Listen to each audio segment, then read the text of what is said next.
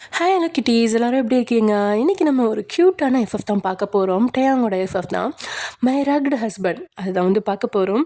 So அதுக்கு முன்னாடி நிறைய பேர் எனக்கு கமெண்ட்ஸ் பண்ணியிருந்தீங்கடா, மெசேஜ் பண்ணியிருந்தீங்க. உங்கள் எல்லாத்துக்கும் என்னால் ரிப்ளை பண்ண முடியலனாலும் கண்டிப்பாக உங்களோட மெசேஜஸ்லாம் நான் படிச்சிருப்பேன். ஸோ மறக்காமல் கமெண்ட் பண்ணுங்கள் அண்ட் ஹெட்செட்ஸ் போட்டு பாருங்கள். ஓகே, வாங்க நம்ம வீடியோக்குள்ளே போகலாம். ஓப்பனிங்கில் ரொம்பவே பரபரப்பாக இருக்க ஒரு ஏரியாவில் ஈஸ்வரன் மேனுஃபேக்சரிங் கோல்டு கம்பெனி அது இருக்கிற இடத்துல ஒரு கார் ரொம்ப ஃபாஸ்ட்டாக வந்து சடனாக ஸ்டாப் ஆகுது.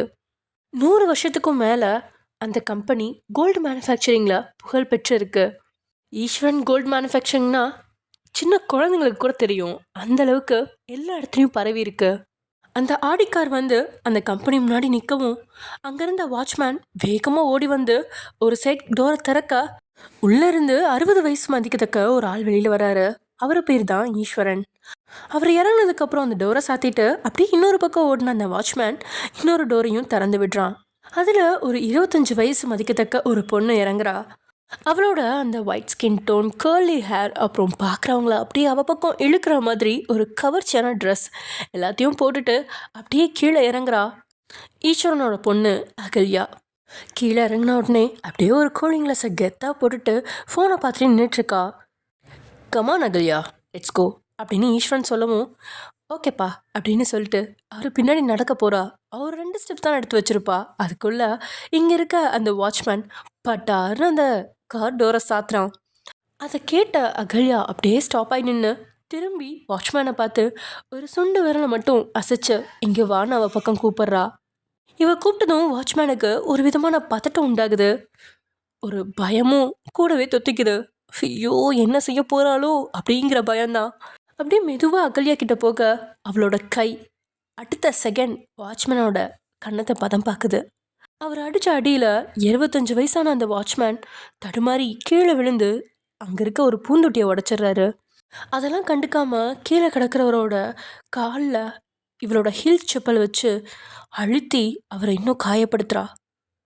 ஐயோ மேடம், விடுங்க, வலிக்குது அப்படின்னு அந்த வாட்ச்மேன் காலில் விலகாத குறையா கெஞ்சுறான். வாட், வலிக்குதா? வலிக்கணுங்கிறதுக்காக தானே மிதிக்கிறேன். 1 கோடி ரூபாய் காரோட டோரை ஏதோ வீட்டு டோரை மூடுற மாதிரி பட்டார்னு போட்டுற. போன மாதம் தானே மெதுவாக பூட்ட சொல்லி செருப்பை கழட்டி அடித்தேன். இருந்தாலும் மறுபடியும் அதே மாதிரி பூட்டுறியா? உன்ன மாதிரி பிச்சைக்காரனெல்லாம் வேலைக்கு வச்ச அந்த மேனேஜருக்கு இன்னைக்கு இருக்கு அப்படின்னு அந்த இடமே அதிர்ற அளவுக்கு கத்திட்டு அங்கேருந்து போயிடுறா. ஒரு டோரை ஃபாஸ்ட்டாக பூட்டினது குத்தமாயா? இதுக்கு போய் வயசானவரை இப்படி அடிக்கிறா ராட்சசி அப்படிங்கிற ஃபீலிங் வருதா? கண்டிப்பாக வரும், வராமல் இருக்காது. ஆனால் அகல்யாவுக்கு அதை பற்றி ஒரு சின்ன கவலை கூட இருக்காதுங்க. ஏன்னா அவள் பிறப்பே பார்ன் வித் சில்வர் ஸ்பூன்னு சொல்லுவாங்க. அந்த அளவுக்கு பணத்தில் கொழுகொழுத்து கிடக்கிற குடும்பத்தை சேர்ந்தவ தான் அவள். அவளை பொறுத்த வரைக்கும் பணம் இருக்கவங்கள மதிக்கணும், பணம் இல்லாதவங்கள மிதிக்கணும். இதுதான் அவளோட பாலிசி. அப்படிப்பட்டவ ஒன்றும் பெரிய பிஸ்னஸ் உமன்லாம் கிடையாது. இருந்தாலும் எதுக்காக அவள் அப்பாவோட ஆஃபீஸ்க்கு வந்திருக்கான்னா, இன்றைக்கி ஒரு பெரிய பணக்காரன் ஒரு பிஸ்னஸ் டீலிங் பற்றி பேசுகிறதுக்காக அவங்க கம்பெனிக்கு வரப்போகிறானாமா. அவனை இம்ப்ரெஸ் பண்ணி அவள் வலையில் விழ வைக்கணுங்கிறதுக்காக தான் கம்பெனிக்கே வந்திருக்கான். அம்மா தாயே, நீ வலையில் விழ வைக்கிறதுக்கு அது ஒன்றும் மீனோ நண்டோ கிடையாது, அது ஒரு திமிங்கலம். வலையை போட்டவன் மட்டும் இல்லை, அந்த படகையே சேர்த்து மூழ்கடிக்கிற திமிங்கலம் தான் அது. அது தெரியாமல் அசால்ட்டாக இருக்கிறியம்மா. இது என்னோட மைண்ட் வாய்ஸ். இப்படியே ஈஸ்வரனும் அகல்யாவும் கேபின்குள்ளே வர, ஸ்வீட்டி கோபத்தை கொஞ்சம் குறைச்சிக்கோ, அந்த ஆள் ஒரு சாதாரண வாட்ச்மேன். நீ அடித்த அடியில் அந்த ஆள் செத்து போனா நாளைக்கு நமக்கு தான் பிரச்சனை அப்படின்னு சொல்லி முடிக்கிறதுக்குள்ளேயே அந்த ஆள் செத்தா அந்த குடும்பத்துக்கு 1 லட்சமோ 2 லட்சமோ தூக்கி போட்டா நாய் மாதிரி கவிக்கிட்டு போகிறாங்க. இதுக்கு போய் தேவையில்லாமல் புலம்பாதீங்க டேட். அப்புறம் நான் எதிர்பார்த்துட்டு இருக்க ஹீரோ எப்போ வருவார்? அவனுக்காக தான் இவ்வளோ சூப்பராக ரெடியாகி வந்திருக்கேன். இன்னைக்கு எப்படியாவது பேசி அவனை கரெக்ட் பண்ணியே ஆகணும் அப்படின்னு சொன்னவ ஏற்கனவே முகத்தில் போதுமான அளவு மேக்கப் இருந்தாலும் அதுக்கு மேலும் இன்னும் மேக்கப் போட்டு தன்னோட அழகை மெருகேற்றிட்டுருக்கா. அதை பார்த்தபடி ஈஸ்வரன் போட்டிருந்த கோட்டை கழட்டி டேபிள் மேலே வச்சுட்டு உய்யாரமாக அவரோட சேரில் உட்கார்றாரு. ஹீரோ வர்றதெல்லாம் இருக்கட்டுமா, நீ கொஞ்சம் அந்த மேக்கப் போடுறத நிறுத்து. அவன் பிஸ்னஸில் புலியாக இருந்தாலும் ரியாலிட்டியில் ஒரு அரக்கன்னு சொல்லலாம். அவன்கிட்ட நீ மேக்கப் போட்டு முன்னாடி போய் நின்னா மட்டும் அவன் மயங்கிட மாட்டான். இப்போ தான் கிட்டத்தட்ட 1 வருஷத்துக்கு அப்புறம் அவனாக நம்மக்கிட்ட ஒரு டீலிங் பேசுகிறதுக்காக இறங்கி வந்திருக்கான். அவனை இப்போ வளைச்சி போட தான் உண்டு அப்படின்னு சொல்லிட்டு ஈஸ்வரன் அப்படியே அவரோட லேப்டாப்பில் ஏதோ வேலையை ஆரம்பிக்கிறாரு. You are right date. But எவ்வளோ பெரிய ஆளாக இருந்தாலும் என்ன மாதிரி ஒரு பொண்ணை பார்த்தா கண்டிப்பாக ஜொல்லு வடிக்கத்தானே செய்வான் அப்படின்னு அகல்யா அவளை பெருமையாக சொல்லிட்டு இருக்கா. அதை கேட்டு அவளை மேலும் கீழும் பார்த்தவர், ஏம்மா போன வருஷமும் மும்பையில் நடந்த பார்ட்டியில் அவனை கரெக்ட் பண்ண போகிறேன்னு சொல்லிட்டு அவன் பக்கத்தில் போய் அவன் கையால் கன்னத்தில் அடி வாங்கிட்டு வந்து 1 வாரம் ரூமுக்குள்ளே அடைஞ்சு கிடந்த. அது மாதிரி இந்த முறையும் ஆகக்கூடாது அப்படின்னு ஈஸ்வரன் சொல்ல, கரெக்டாக 1 வருஷத்துக்கு முன்னாடி அவள் கண்ணமே பழுக்கிற அளவுக்கு அடி வாங்கின அந்த நிகழ்வு ஞாபகத்துக்கு வந்து, ஸ்டாப் இட் டேட். போன முறை அவன் என் முகத்தை கூட பார்க்கல, ஆனால் இந்த முறை அவன் என் முகத்தை பார்த்து என் அழகில் மயங்கத்தான் போகிறான். கூடிய சீக்கிரம் எனக்கும் அவனுக்கும் கல்யாணம் நடக்க தான் போகுது அப்படின்னு அதுல்யா உறுதியாக சொல்லி அப்படியே அவளோட மேக்கப்பை தொடர்றா. ஈஸ்வரனும் சரி அப்படின்னு தலையாட்டிட்டே அவளோட வேலையை கண்டினியூ பண்ணுறாரு. அடுத்த 10 நிமிஷத்தில் ஒரு செக்ரட்டரி ஓடி வந்து, சார் டேங் சார் வந்துட்டார் சார் அப்படின்னு சொல்ல, ஒரே நேரத்தில் அகல்யாவோட மேக்கப் பாக்ஸும் ஈஸ்வரனோட கையில் இருந்த அந்த டாக்குமெண்ட்ஸும் நழுவி கீழே விழுகுது. யோ என்னையா சொல்கிற? அவன் ஷார்ப்பாக 10 மணிக்கு தானே வரேன்னு சொன்னான். இப்போ மணி 9:45 தானே ஆகுது, அதுக்குள்ளே வந்துட்டான் அப்படின்னு சொல்ல, சார் நான் என்ன பண்ணுறது, அவர் வந்துட்டார் சார், கெஸ்ட் ரூமில் உட்கார வச்சுருக்கேன் அப்படின்னு அந்த செக்ரட்டரியும் சொல்ல, சென்னை டிராஃபிக்கில் இவனால் மட்டும் எப்படி கரெக்ட் டைமுக்கு வர முடியுதுன்னு தெரியல. அம்மா ஸ்வீட்டி வாமா சீக்கிரமாக போவோம் அப்படின்னு சொல்லிட்டு அப்படியே இந்த கெஸ்ட் ரூம்குள்ளே நுழையிறாங்க 2 பேரும். அங்கே நம்ம டயாங் அங்கே இருக்க மீன் தொட்டியில் அப்படியே மீன்களுக்கெல்லாம் இற போட்டுட்டே அது சாப்பிட்றத பார்த்து அப்படியே நின்றுட்டுருக்காரு. வெல்கம் மிஸ்டர் டயாங் அப்படின்னு ஈஸ்வரன் சொல்ல, டயாங் திரும்பி பார்க்குறாரு. 6 அடி உயரத்தின் ஆணழகன், பார்க்குற நபர்களோட கண்களை பறிக்கிற அளவுக்கு முகரசனை, பார்வை கருட பார்வையாக இருந்தாலும் பொண்ணுங்களை ஈஸியாக கவர்ந்து இழுக்கிற ஒரு பார்வை தான். கோட் ஷூட் போட்டிருந்தாலும் அது 6 பேக் பாடி தான் அப்படின்னு சொல்லாமல் சொல்லுது. முகத்தில் இருக்கத்தோடையும் பார்வையில் கர்ப்பத்தோடையும் இருக்கிற நம்ம டயாங்க பார்த்து அகல்யாவோட கண்களை மட்டும் இல்லை ஈஸ்வரனோட கண்களையும் பறிச்சிருச்சு. நம்ம டயாங் தான் கதையோட first hero. Eswaran I am Eswaran அப்படின்னு சொல்லி டயாங் முன்னாடி கையை நீட்ட, நம்ம டயாங்கோ அந்த கையை ஒரு நிமிஷம் பார்த்துட்டு ஹலோ அப்படின்னு சொல்லிட்டு அப்படியே போய் அங்கே இருக்க சேரில் ஒய்யாரமாக கால் மேலே கால் போட்டு உட்காந்துக்கிட்டாரு. இது ஈஸ்வரனுக்கும் அகல்யாவுக்கும் கொஞ்சம் கேவலமாக இருந்தாலும் சரி ஓகே என்ன பண்ணுறது, நம்ம டயாங் பெரிய பிஸ்னஸ் மேன் ஆச்சே, அதனால் அவர்கிட்ட சீண்ட விரும்பாமல் அவங்களும் அவர் பக்கத்தில் இருக்க சேரில் அமைதியாக போய் உட்காந்துக்கிறாங்க. நம்ம டயாங்கோட பார்வை ஈஸ்வரனை சுத்தமாக கண்டுக்காமல் அகல்யாவையே பார்த்துட்ருக்கு. சார் ஆக்சுவலி அப்படின்னு ஈஸ்வரன் ஏதோ பேச தொடங்க, அப்படியே கையை காட்டி பேச வேணாம் அப்படின்னு சொல்லி தடுத்த டயாங், நீங்கள் எதுவும் பேச வேணாம், நான் பேசுகிறேன், நீங்கள் அதுக்கு பதில் மட்டும் சொல்லுங்கள். நான் புதுசாக வேர்ல்டு லெவல் ஃபேமஸான 2 கோல்டு ஷோரூம் தொடங்க போகிறேன். உங்ககிட்ட 18 கோல்டு மேனுஃபேக்சரிங் கம்பெனி இருக்குது. அதில் 2 கம்பெனி, அதுவும் சென்னையில் இருக்கிற 2 கம்பெனி எனக்கு தேவைப்படுது. அதை எப்போ எனக்கு தர போகிறீங்க? உங்களுக்கு எவ்வளோ வேணும்னாலும் தரேன் அப்படின்னு சிம்பிளாக வந்ததை டயாங் கூறி முடிச்சிடறாரு. சார் ஆக்சுவலி நீங்கள் வேறு கம்பெனி கேட்டால் கூட யோசிக்காமல் தருவேன், ஆனால் சென்னையில் இருக்க கம்பெனி எங்கள் பரம்பரை சொத்து, அதை நாங்கள் விற்கிறதா இல்லை சார் அப்படின்னு சொல்லிட்டு நம்ம டயா பார்க்க அவரோட பார்வை ஃபுல்லாமே இங்கே அகல்யா மீது தான் இருக்குது. என்னடா அது, என் பொண்ணை இப்படி வெறிக்க பார்க்குறான், உண்மையிலேயே என் பொண்ணு இவனை கரெக்ட் பண்ணிட்டாலோ அப்படின்னு ஈஸ்வரன் நினச்சிட்ருக்க. Okay fine, I want to talk with your daughter Ahalya, can I அப்படின்னு அவன் சொல்லியபடியே ஈஸ்வரனோட முகத்தை பார்க்க, ஆஹா பழம் நழுவி பாலில் விழுந்துருச்சுடா, என் பொண்ணு மட்டும் இவனை சீக்கிரமாக கரெக்ட் பண்ணிட்டானா, இவனோட பிஸ்னஸும் வசதியும் என் பொண்ணுக்கு தான் சொந்தம் அப்படின்னு நினச்சிக்கிட்டு, ஓகே நீங்கள் பேசிக்கிட்டு இருங்க, நான் வெளியில் வெயிட் பண்ணுறேன் அப்படின்னு சொல்லிட்டு எலும்ப, நோ டோன்ட் கோ, நீங்கள் இங்கேயே இருங்க, நான் உங்கள் பொண்ணு கூட காரில் ஒரு ரைடு போகலான்ட்டு இருக்கேன். ஷால் வி அகல்யா அப்படின்னு கேட்க அகல்யாவுக்கோ மனசுக்குள்ள அப்படியே பட்டாம்பூச்சி பறக்குது. ஆஹா, இவன் நம்ம அழகுல மயங்கிட்டான்டா அப்படின்னு மனசுக்குள்ள நினச்சிட்டு அப்படியே யா ஷியோர் அப்படின்னு சொல்லிட்டு டயங்கோட காரில் ஏறுறா. கார் அங்கேருந்து மெதுவாக கிளம்புது. பெரிய இங்கிலீஷ்காரன் நினப்பு ரொம்ப தான் சீன் காட்டுவா, தமிழே வாயில் வராத மாதிரி. இது என்னோட மைண்ட் வாய்ஸ். கார் ஒன்றும் நீங்கள் நினைக்கிற மாதிரி மெதுவாலாம் போகல, பயங்கர ஃபாஸ்ட்டாக போயிட்டுருக்கு. டிராஃபிக்கில் கூட அப்படியே உள்ளே புகுந்து அப்படி இப்படி போயிட்டுருக்கு. அகல்யாவுக்கு பயமாகவே இருந்தாலும் பக்கத்தில் ஒரு ஆண் அழகாக இருக்கிறனால அவரை பார்த்துட்டே அப்படியே சைட் அடிச்சுட்டு உட்காந்துருக்கா. மிஸ் அகல்யா, உங்கள் அப்பா கிட்ட கேட்ட அதே டீலிங் நான் உங்ககிட்ட கேட்குறேன். ஏன்னா அந்த கம்பெனி உங்கள் பேரில் தான் இருக்குது. எனக்கு அந்த 2 கோல்டு மேனுஃபேக்சரிங் கம்பெனியை தர முடியுமா? நீங்கள் என்ன எதிர்பார்த்தாலும் நான் அதை தரேன் அப்படின்னு சொல்லிட்டு ஒரு செக் புக் எடுத்து அவள் பக்கத்தில் போடுறான். அதை கேட்டு முன்னாடி இருந்த முடிய அப்படியே பின்னாடி கெத்தாக போட்டுட்டு சொல்கிறா, I don't need any money, I need you mister டயாங் அப்படின்னு அவள் கேட்க அவளோட வார்த்தையை கேட்டபடி ஓரக்கனால அவளை பார்த்துட்டு, okay fine, I accept your deal. நீங்கள் எனக்கு அந்த 2 கம்பெனி தந்தா 1 நைட் நான் உங்கள் கூட ஸ்டே பண்ணுறேன். நீங்கள் எக்ஸ்போர்ட் பண்ணுற அளவுக்கு நம்ம என்ஜாய் பண்ணலாம் அப்படின்னு அவன் சொல்ல, நோ, நீங்கள் எனக்கு 1 நைட்லாம் வேணாம், லைஃப் லாங் வேணும். என்னை கல்யாணம் பண்ணிக்கோங்க மிஸ்டர் டயாங் அப்படின்னு அவள் கெத்தாக கேட்கா. இங்கே காரை ஓட்டிக்கிட்டு இருந்தவன் அப்படியே ஸ்டேரிங்கை அழுத்தி பிடிக்கிறான். கோவத்தில் வார்த்தையை விடக்கூடாதுன்னு பல்ல கடிச்சிக்கிட்டு இருக்கான். ஓகே ஃபைன், இன்னும் 10 மந்த்ஸில் நமக்கு மேரேஜ். பக்கத்தில் இருக்க ரெஜிஸ்டர் ஆஃபீஸ்க்கு போய் கல்யாணத்தை முடிச்சுக்கலாம். அதுக்கு முன்னாடி அந்த கம்பெனியை என் பேரில் எழுதி தரதா இதில் சைன் பண்ணிடுங்க அப்படின்னு சொல்லி ஒரு டாக்குமெண்ட்டை எடுத்து அவன் மடியில் போடுறான்.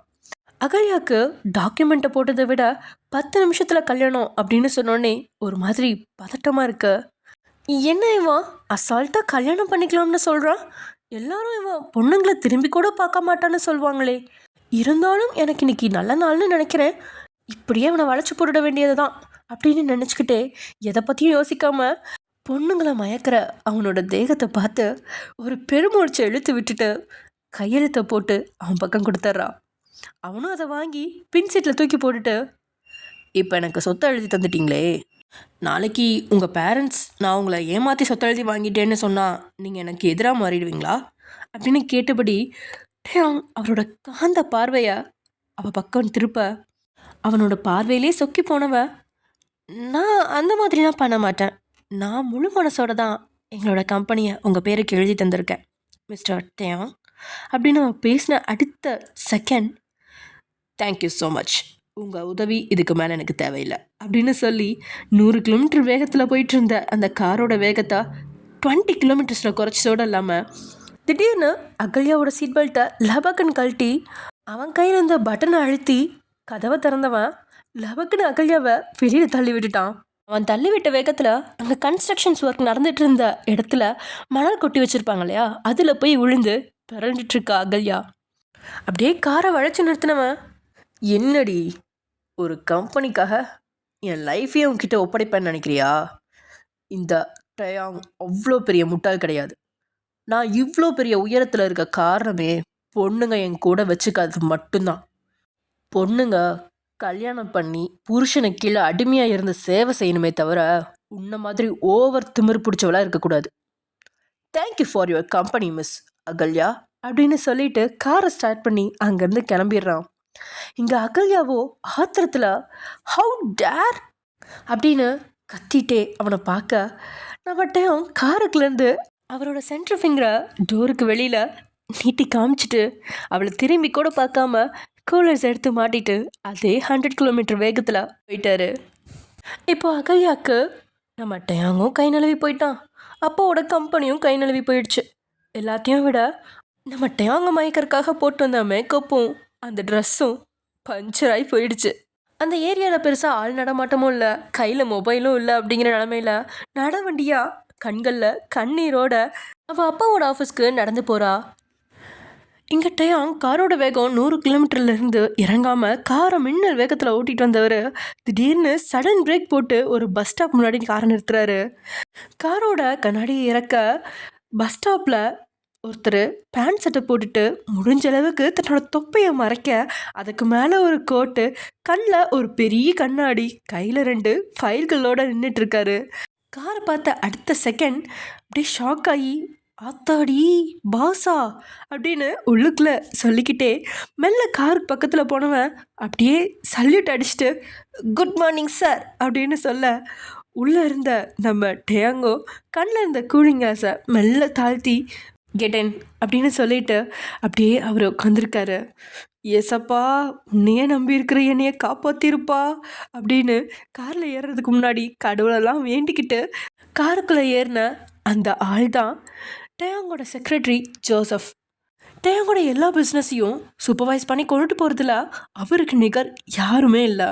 ஆனால் என்ன, நம்ம டேக்கு அவர் ஒரு மேனேஜர் மட்டும் இல்லை, தன்னுடைய ஸ்ட்ரெஸ் பஸ்டரும் கூட. எப்பையும் கோவம் வந்தாலும் சரி, அந்த மொத்த கோபத்தையும் நேராக கொண்டு வந்து ஜோசப் கிட்ட கொட்டுவார். அந்த கொட்டல் எப்படி இருக்கும் அப்படின்னா, காது ஜவ்வு கிளியிற அளவுக்கு கெட்ட கெட்ட வார்த்தை இல்லை அப்படின்னாலும் கூட லெஃப்ட் அண்ட் ரைட் அப்படின்னு வாங்குற அளவுக்கு அடி பின்னி எடுத்துடுறான். அதே போல் தான் இப்பையும் காருக்குள்ளே இருக்கிற ஜோசஃபோட காதுலேருந்து ரத்தம் தாறுமாற வடியுது. நீ எல்லாம் ஒரு மேனேஜராக இருக்க பிரயோஜனமே இல்லாதவன், எதுக்காக இன்னும் உயிரோட இருக்கா? அந்த பக்கத்தில் தான் தண்டவாளம் இருக்குது, போய் தலையை வச்சு சாவுடா. அந்த அகல்யா என்கிட்ட உன்னை கல்யாணம் பண்ணிக்க ஆசைன்னு வாய் கூசாமல் சொல்கிறா. அந்த அளவுக்கு எல்லாருக்கும் குளிர் விட்டு போச்சுன்னா அதுக்கு காரணம் நீ தான். நீங்கள் போங்க சார், அப்போ தான் சீக்கிரமாக சொத்து கைக்கு கிடைக்கும்னு அந்த சிலிப்பி கூட பேச வச்சு என் மானத்தையே வாங்கிட்ட அப்படின்னு அவன் கத்துற சத்தம் மேனேஜர் காதில் மட்டும் இல்லாமல் ரோட்டில் நின்றுட்டு இருக்கிறவங்க காதுலையும் கேட்டு எல்லாருமே அதிர்ச்சியோட போய்கிட்டு இருக்க அந்த காரை தான் பார்த்துட்ருக்காங்க. ஆனால் மேனேஜருக்கு தான் தெரியுமே, டேங்கோட கோபம் முடிகிற வரைக்கும் இப்படி தான் திட்டுவான், அதுக்கப்புறம் அமைதியாயிருவான் அப்படின்னு. அதனால் இந்த காதில் வாங்கி அந்த காதில் தள்ளுவோம் அப்படின்ற மாதிரி உயிரை கையில் பிடிச்சிட்டு உட்காந்துட்டு இருக்கா. அந்த கார் சென்னைக்கு வெளியே இருக்கிற ஒரு ரோட்டு பக்கத்தில் வந்து நிற்க, அந்த கார்லேருந்து டேங் முதல்ல கீழே இறங்க, அதுக்கு பின்னாடி ஜோசப் கார்லேருந்து கீழே இறங்குறான். கீழே இறங்கினவன் அங்கே இருக்க ஒரு காம்பவுண்டை கை காட்டி, இந்த நிலத்தோட ஓனரை பற்றி விசாரிக்க சொன்னேன், விசாரிச்சிட்டிங்களா? எனக்கு இந்த நிலம் இன்னும் 2 வாரத்தில் என் கைக்கு வரணும். ஏன்னா சரியாக 2 வாரத்தில் இந்த ஏரியாவில் ஒரு பெரிய பஸ் ஸ்டாண்ட் வர்றதுக்கான பெர்மிஷன் கிடச்சிரும். அதுக்கப்புறம் இந்த நிலத்தை வாங்கணும்னா இதோட மார்க்கெட் லெவல் வேறு லெவலில் இருக்கும். எனக்கு அதுக்கு முன்னாடி இந்த நிலம் என் கைக்கு வரணும் அப்படின்னு சொல்லி முடிக்கிறதுக்குள்ளேயே நான் கையில் இந்த ஃபைலை புரட்டி அதுலேருந்து ஒரு ஃபைலை எடுத்து டேங்கோட கையில் கொடுத்துட்டு, சார், நான் இந்த நிலத்தை பற்றி விசாரிச்சிட்டேன். பழைய சிவா டெக்ஸ்டைல்ஸ் ஓனர் இந்த நிலத்தை சம்மந்தமே இல்லாமல் கிட்டத்தட்ட 23 வருஷத்துக்கு முன்னாடி 2 சின்ன பிள்ளைங்க பேருக்கு எழுதி வச்சுருக்காரு. அவங்க இப்போ ஒத்துக்கடை அப்படின்ற ஊரில் தான் சார் இருக்காரு. ஃப்ரண்ட்டில் இருக்க 1 ஏக்கர் நிலம் ஒயன் அப்படின்ற பொண்ணு பேரில் இருக்குது, பின்னாடி இருக்க 1 ஏக்கர் நிலம் தியான்ற பொண்ணு பேரில் இருக்குது. நான் அங்கே போய் விசாரித்த வரைக்கும் அவங்களுக்கு இப்படி ஒரு சொத்து அவங்க பேரில் இருக்கிறதே தெரில. எனக்கு தெரிஞ்சு நம்ம சீட்டிங் பண்ணி சீக்கிரமாக இந்த நிலத்தை வேணால் நம்ம கைக்கு கொண்டு வர முடியும் அப்படின்னு ஜோசப் சொல்ல, அதை கேட்டு கொஞ்ச நேரம் யோசிச்சேன் நம்ம டயாங். நோ சீட்டிங், ஆல்ரெடி இது மாதிரி சீட்டிங் பண்ணது வசமாக மாட்டிக்கிச்சு. இந்த முறை நம்ம சீட்டிங் பண்ணக்கூடாது. இந்த நிலத்தோட ஓனர் பொண்ணுங்க ஃபோட்டோவை காமிங்க அப்படின்னு கேட்க, அடுத்த செகண்ட் தன்னோட கையில் இருந்த டேபை திறந்தவர், சார், நான் விசாரிக்க போனப்போ அங்கே ஒயன்கிற பொண்ணு மட்டும்தான் இருந்தா, அவளோட ஃபோட்டோவை மட்டும் தான் நான் எடுத்துகிட்டு வந்திருக்கேன், இங்கே பாருங்க அப்படின்னு சொல்லி டேபை அவன் கையில் கொடுக்குறான். பொண்ணுங்க அப்படின்னாலே முகம் அருவருப்போட உச்சத்துக்கே போகும் நம்ம டயாங்க்கு. அதே போல் முகத்தை சொலிச்சபடியே அந்த டேபை வாங்கி பார்த்தவனோட கண்கள் அப்படியே அகல விரியுது. அந்த ஃபோட்டோவை அவரோட கண்கள் ரசிக்குது. ஏன்னா சாதாரண சேலை அப்படின்னாலும் கூட அதை அழகாக கட்டி தலையில் மல்லிப்பூ கையில் ஒரு நாய்க்குட்டி அப்படின்னு இருக்கிற அந்த பெண்ணோட கண்களே மானோட கண்கள் மாதிரி அப்படியே மை தீட்டி அவ்வளோ அழகாக இருக்குது. லிப்ஸ்டிக்கே இல்லாமல் செவந்து கிடக்கிற உதடு, அவளோட முக அழகு பெண்களே பொறாமப்பட வைக்கிற அளவுக்கு இருக்கு. ஷார்ப்பான மூக்கு, ஒல்லியான தேகம் அப்படின்னாலும் ஜப்பி கண்ணத்தோட அழகு தேவதையா அவன் முன்னாடி காட்சி அளிக்க, பொண்ணுங்கனாவே அருவருப்பா பார்க்குற அவனோட கண்கள் கூட இப்போ அவளை ஆசையா பார்க்குது. வாவ், பியூட்டிஃபுல் அப்படின்னு அவனை அறியாம அவன் வாயிலிருந்தே வந்த அந்த வார்த்தையை கேட்ட மேனேஜருக்கு அதிர்ச்சியாகி போயிடுச்சு. ஒருவேளை நம்ம சூரியன் கீது கிழக்கில் உதிச்சுதா இல்லை மேற்கில் உதிச்சுதா அப்படிங்கிற அளவுக்கு வானத்தை பார்க்க, என்ன வானத்தை பார்க்குறீங்க, காக்கா ஆகி போயிடுச்சா அப்படின்னு அவன் கேட்க, இல்லை சார், முதல்ல ஒரு பொண்ணை வாவ் பியூட்டிஃபுல்னு சொல்லியிருக்கீங்களா, அதான் ஷாக் ஆகி போச்சு அப்படின்னு அந்த மேனேஜர் சொல்ல, அப்போ தான் தன்னோட வாயிலேருந்து என்ன வார்த்தை வந்தது அப்படிங்கிறதையே டயாங் உணர்றான். ஒரு செகண்ட் அவனுக்கே ஏன் நம்ம இப்படி சொன்னோம் அப்படின்னு தோணினாலும் அதை மனசார ஏற்றுக்க அவன் ஒன்றும் சாதாரணமானவன் இல்லையே.